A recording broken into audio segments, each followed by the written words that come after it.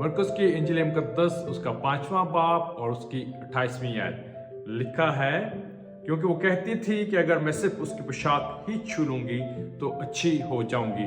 हम चाहते हैं हमारे बच्चे बाकमाल तौर पर खुदावन में पढ़ें। हम चाहते हैं हमारे बच्चे कलाम को पढ़ते हुए नजर आए। हम चाहते हैं हमारे बच्चे खुदावन में तरक्की करते हुए नजर आए, उनकी जिंदगियां बदलती हुई जो है वो नजर। हम चाहते हैं हमारे बच्चे जो है दूसरों को जवाब दे सके। हम चाहते हैं वो लायक तौर पर खुदावन के कहलाएं, लेकिन लायक तौर पर कई दफा उस वक्त तक नहीं हो सकता जब तक आप तब्दील ना हो जाए, आप खुद बदल ना जाए। यहाँ पर एक बीबी आई है जो 12 बरस से बीमार है, और जब उसकी बीमारी बदन से छाती रही, उसका खून बहना जो है वो बंद हो गया, तो फिर जो है अगली जनरेशन जिंदा हुई। मैं आपसे कहना चाहता हूँ कि हम तब्दील नहीं होना चाहते, हम बदलना नहीं चाहते, हम वैसे ही रहना चाहते हैं और चाहते हैं कि अगली जनरेशन तब्दील हो जाए। ये नहीं हो सकता।